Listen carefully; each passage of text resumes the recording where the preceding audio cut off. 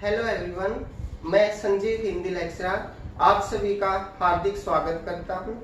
आज हम विशेषण व विशेषण के भेद पढ़ेंगे और विशेषण के भेद में मैंने उन बिंदुओं को नोट किया है जहां परीक्षार्थियों को भ्रम हो जाता है, यहाँ जहां गलतियों की ज्यादा संभावना होती है।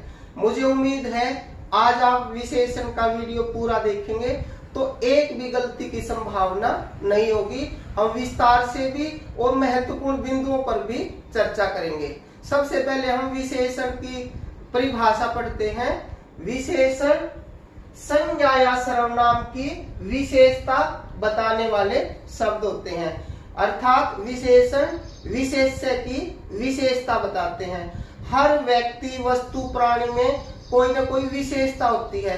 विशेषता आकार के आधार पर, मोटाई के आधार पर, सुंदरता के आधार पर, रंग के आधार पर, अच्छाई बुराई के आधार पर या उसके अक्षेत्र के आधार पर कि वह भारतीय है, बंगाली है, पाकिस्तानी है, किसी भी रूप में किसी व्यक्ति की विशेषता हो सकती है।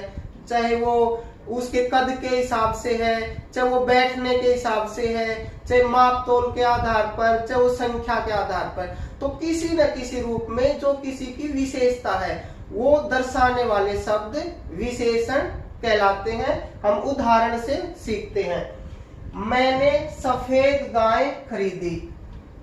गाय संज्ञा है, गाय क्या है? संज्ञा। और उसकी क्या विशेषता है? सफेद है। तो गाय की विशेषता क्या है?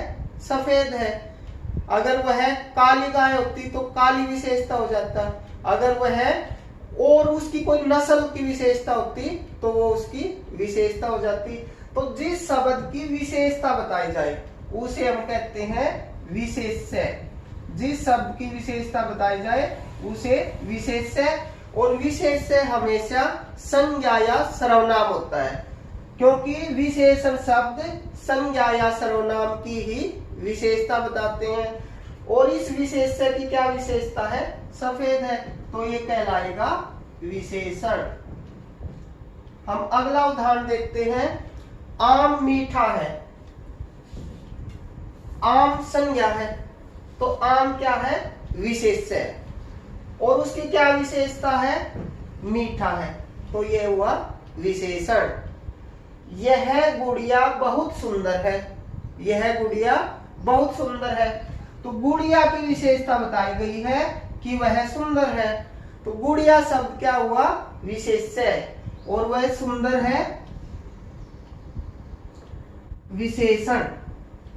ठीक है। और ऐसे शब्द मैं बीच में आपको बता देता हूं जो विशेषण की भी विशेषता बताए।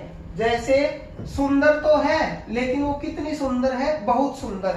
तो यहाँ विशेषण की भी एक विशेषता है, बहुत सुंदर है, कम सुंदर है, अधिक है, कम है, न्यून है। तो ऐसे शब्द जो विशेषण की भी विशेषता बताए कि वो कितनी है, क्या है, तो उसे हम कहेंगे परविशेषण।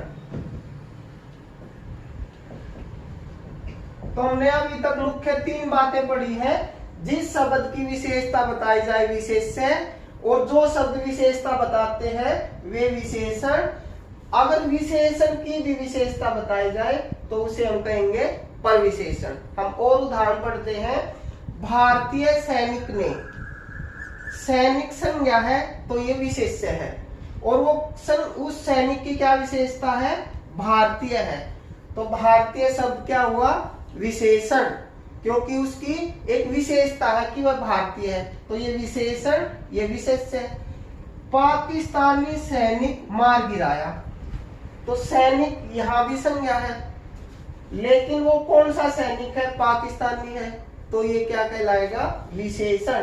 तो यहाँ भारतीय और पाकिस्तानी जो सैनिक की विशेषता बताते हैं वे विशेषण कहलाएंगे।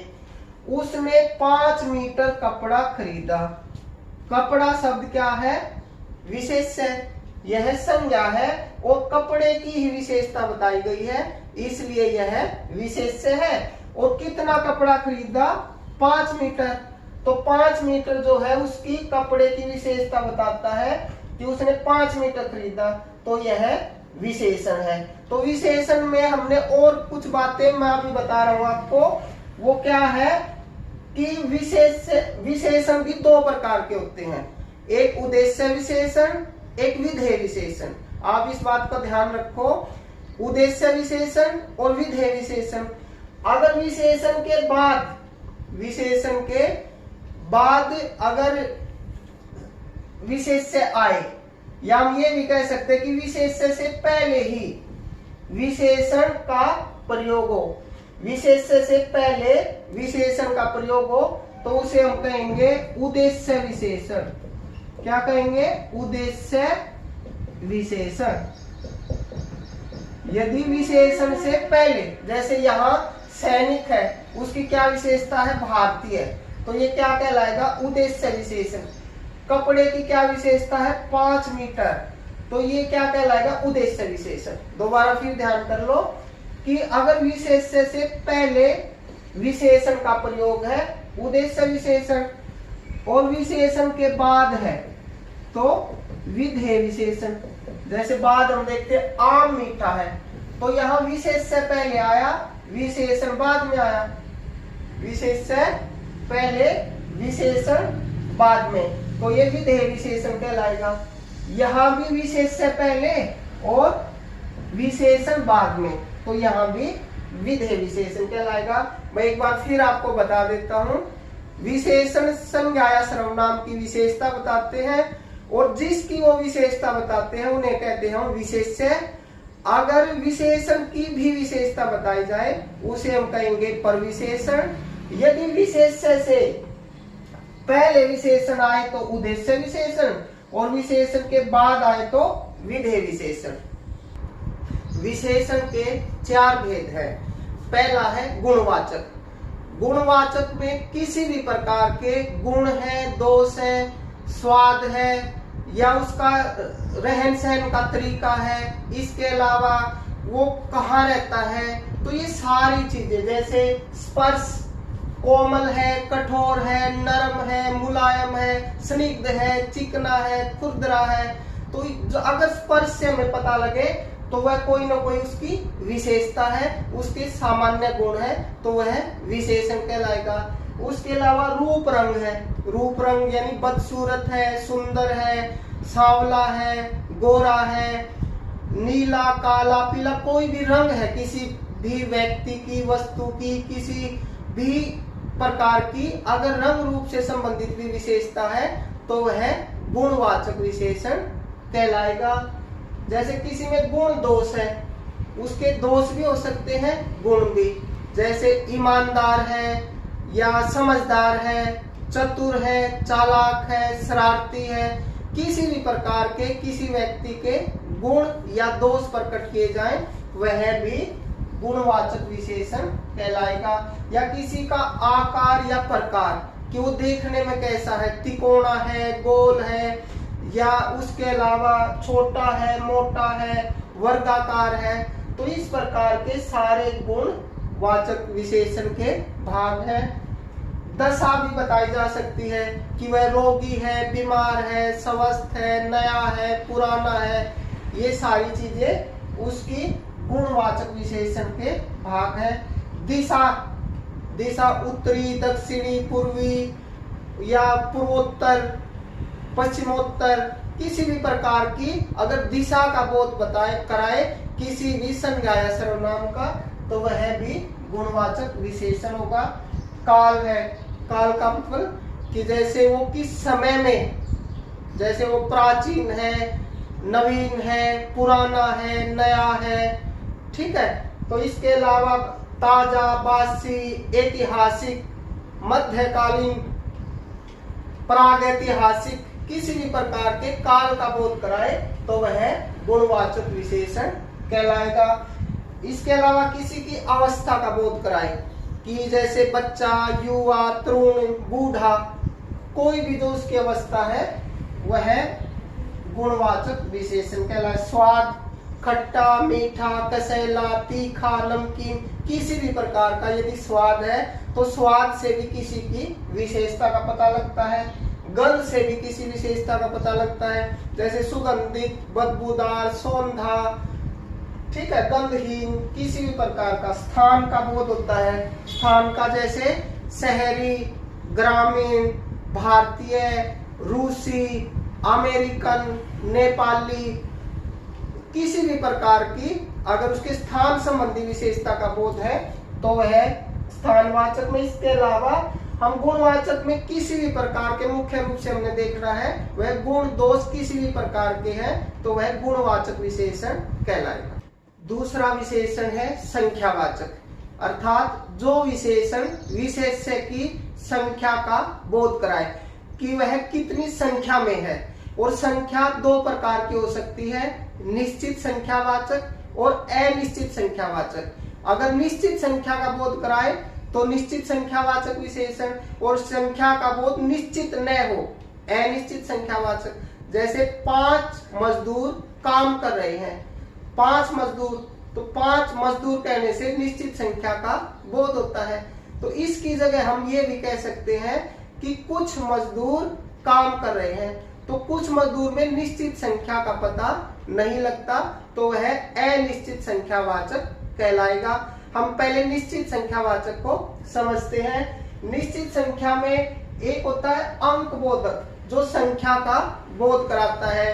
1, 2, 10, 50, 1000, लाख, 2 लाख, 1 लाख 525, 2 लाख 843, कितनी भी निश्चित संख्या है, चाहे वो अरबों में है, चाहे वो खरबों में है, चाहे हजारों में है, चाहे लाखों में है। और इसके अलावा अपूर्ण संख्याएं भी होती हैं, जैसे 1.25, 1.5, 2, 2.25, 5.5, 1.25 लाख, लेकिन है तो वो निश्चित संख्या 1.5 करोड़, 1.5 रुपया, 5 रुपया। तो कोई भी निश्चित संख्या में हम पहले अंक बोधक देखते हैं। तो अंक दो प्रकार के हैं, पूर्ण अंक जिससे पूरी संख्या का बोध हो, और अपूर्ण, अपूर्ण कहने से उस संख्या का पूरा बोध नहीं होता लेकिन निश्चित बोध होता है। जैसे हम कहें 1.5 रुपया, तो 1.5 रुपया कहने से निश्चित संख्या का बोध है, अनिश्चित का नहीं है। इसके अलावा क्रम बोधक भी संख्या का बोध कराते हैं। क्रम में जैसे पहला, दूसरा, 5वां, 18वां, 30वां, 25वां, कोई भी जो क्रम है। संख्याओं को हम दो प्रकार से 1, 2, 3, 4, लेकिन हम पहला, दूसरा, 5वां, 8वां, 50वां ऐसे भी गिन सकते हैं, तो वह क्रम बोधक है। आवृत्ति बोधक भी निश्चित संख्या में आता है, 2 गुना, 4 गुना, 5 गुना, 3 गुना, इकहरा, 2 रा, 3 रा, ये क्या है? आवृत्ति। समुदाय, जो संख्या मिलकर एक समुदाय बनाती हैं, वह भी निश्चित संख्या, क्योंकि इसमें संख्या तो निश्चित है, 2, 3, 5, 8, 6 के 6, 8 के 8। तो ये सारी जो संख्याएं हैं वो निश्चित संख्या। समुच्चय का अर्थ है जब कुछ संख्याएं मिलकर एक जोड़ बनाती हैं, जैसे 12 संख्याएं मिलके एक जोड़ बनाती हैं 12 का, तो दर्जन, 1 दर्जन, 2 दर्जन, 50 दर्जन, ये सभी क्या कहलाएंगे? संख्यावाचक। युग्म का अर्थ है जोड़ा, जोड़ा, सैकड़ा, शतक, अर्धशतक, इन सब से 40, 7, 7 सही माने 700, 40 यानी 40, शतक अर्थात 100। तो इनसे निश्चित संख्या का बोध होता है। इसके अलावा है अनिश्चित संख्यावाचक, जिस विशेषण से निश्चित संख्या का बोध न हो, जैसे कुछ, कई, बहुत, थोड़े। जैसे आप कहें कि काफी लड़के आए हैं, लेकिन काफी लड़के में ये नहीं कह सकते ना कितने लड़के आए हैं। 50 में का मतलब 50 के आसपास, इसका मतलब संख्या निश्चित नहीं हुई। सैकड़ों, हजारों, लाखों, ठीक है, दर्जनों। यदि दर्जन कहें 5 दर्जन, 10 दर्जन, 2 दर्जन, 1 दर्जन, तो निश्चित संख्या का बोध होगा। अगर कहें दर्जनों, तो दर्जनों कहने से निश्चित संख्या का बोध नहीं होगा।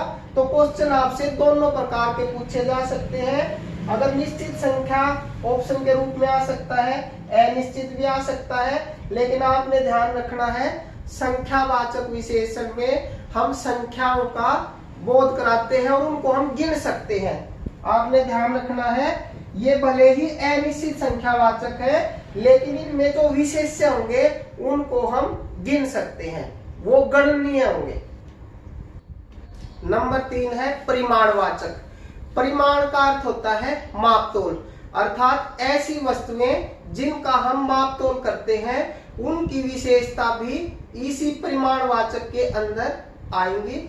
जैसे हम कहें कुछ अनाज, तो अनाज को हम मुख्य रूप से मापतोल करते हैं, तो वह क्या कहलाएगा? परिमाणवाचक विशेषण। परिमाणवाचक विशेषण दो प्रकार का होता है, एक निश्चित परिमाणवाचक, एक अनिश्चित परिमाणवाचक।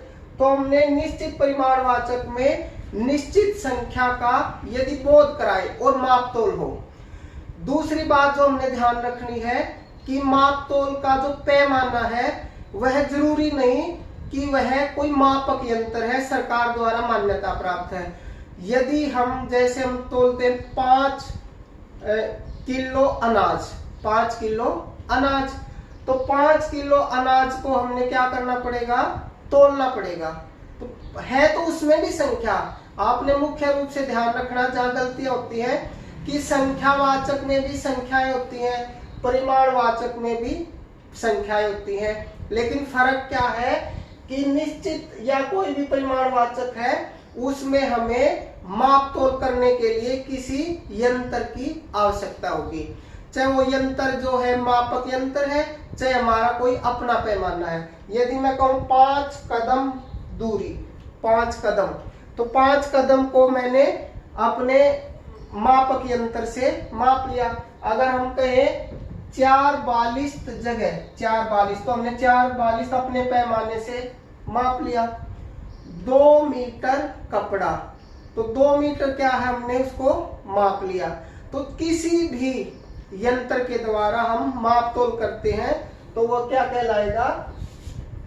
परिमाणवाचक। जैसे इसके अलावा हम 2 बाल्टी पानी, 2 बाल्टी पानी, तो 2 बाल्टी पानी लेने के लिए हमें बाल्टी एक मापक यंत्र की आवश्यकता हुई, तो वह भी परिमाणवाचक में आएगा, क्योंकि परीक्षाओं में ऐसे ही क्वेश्चन पूछे जाते हैं जो कुछ डाउटफुल हो। तो आपने बस यही ध्यान रखना है कि सीधा हम गिन देते हैं उन चीजों को, बीच में किसी की यानी किसी यंत्र की माप तोल के लिए आवश्यकता नहीं है, सीधा गिन देते हैं। जैसे कुर्सियां गिननी है, कुर्सियां 1 2 10 20 ऐसे कितनी है, लाखों हजारों कितने भी होंगे, हम उनको गिन देंगे तो वह संख्यावाचक कहलाएगा।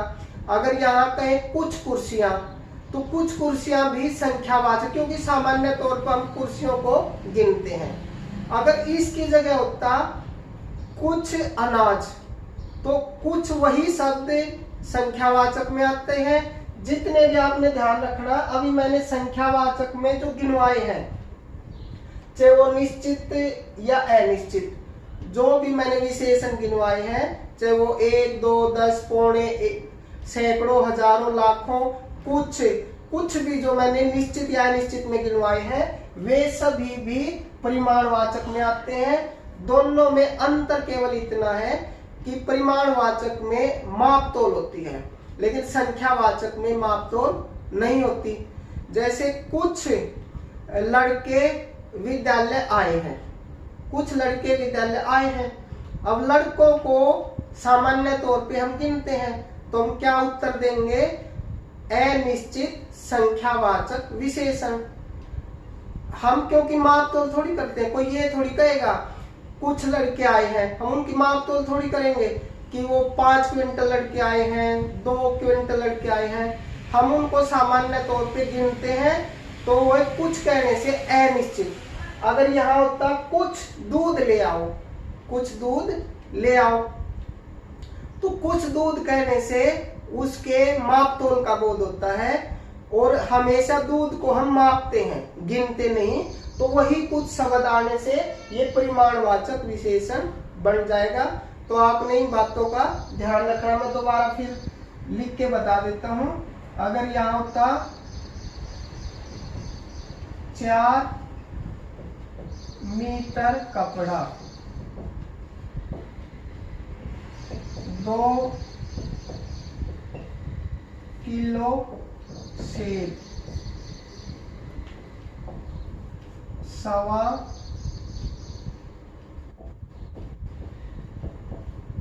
किलो आलू। तो आप ये ध्यान रखो कि 1.25 किलो आलू, अगर यह होता 5 आलू तो हो जाता संख्यावाचक, लेकिन 1.25 किलो को हमने तोलना पड़ेगा, माप तोल करनी पड़ेगी। तो जहां माप तोल करना पड़े वहां परिमाणवाचक। 4 मीटर कपड़ा, संख्या तो इनमें भी है प्रत्येक में, लेकिन इसके लिए माप तोल करना पड़ेगा। तो कपड़े की माप तोल किससे करते हैं? मीटर से। 2 किलो सेब। तो ये सब क्या कहलाएंगे? परिमाणवाचक। संख्यावाचक और परिमाणवाचक के समान विशेषण है, लेकिन बीच में वो मापने तोलने में अंतर है। अगर सीधे हम गिनते हैं तो संख्यावाचक, माप तोल करते हैं तो परिमाणवाचक। तो इन बातों का आपने ध्यान रखना है। सार्वनामिक विशेषण होता है संज्ञा से पहले सर्वनाम आ जाए और उसकी विशेषता बताए। सार्वनामिक, ये बिल्कुल आसान है। सर्वनाम हमने पढ़े थे, अगर आपने नहीं पढ़े हैं तो प्लेलिस्ट में आप देख लेना, मैंने बिल्कुल डिटेल में सर्वनाम करवाए हैं। कमरा शब्द जो है वो संज्ञा है, ठीक है। संज्ञा से पहले सर्वनाम आया कि कौन सा कमरा? मेरा कमरा। सर्वनाम कोई भी आ जाए संज्ञा से पहले तो वह सर्वनाम की बजाय सार्वनामिक विशेषण कहलाएगा, क्योंकि सर्वनाम तो संज्ञा के स्थान पर प्रयोग किए जाते हैं, लेकिन सार्वनामिक विशेषण संज्ञा से पहले प्रयोग किए जाते हैं। वो तो संज्ञा के स्थान पर, यानी संज्ञा को हटा देंगे, उसकी जगह, जैसे मैं एक उदाहरण बताऊं, वह खेल रहा है। जैसे मैं कहूं मोहन मेरा भाई है, तो मोहन मेरा भाई है, वह खेल रहा है। तो यहां हमने मोहन के स्थान पे वह का प्रयोग किया, यानी संज्ञा को हटा दिया, उसकी जगह प्रयोग किया। तो ये क्या कहलाएगा? सर्वनाम। सर्वनाम होते हैं संज्ञा को हटा के उसके स्थान पे प्रयोग होते हैं, लेकिन सार्वनामिक विशेषण संज्ञा को हटाया नहीं जाता संज्ञा से पहले, क्योंकि मेरा शब्द का प्रयोग कमरे के लिए, तो कमरा जो है उसकी विशेषता बताता है। तो ये सार्वनामिक विशेषण। यह पुस्तक, तो यह शब्द पुस्तक के लिए प्रयुक्त हुआ है और संज्ञा से पहले आया है। अगर ये सर्वनाम होता तो संज्ञा हट जाती, उसकी जगह सर्वनाम होता। कोई आदमी, तो आदमी क्या विशेषता उसकी? कोई आदमी है। तो सर्वनाम संबंधी विशेषता बताई जाए और संज्ञा से पहले सर्वनाम आए तो वह सार्वनामिक विशेषण। उसकी घड़ी, वे पर्वत, तो ये शब्द जो है सर्वनाम है, लेकिन ये संज्ञा की विशेषता बताते हैं।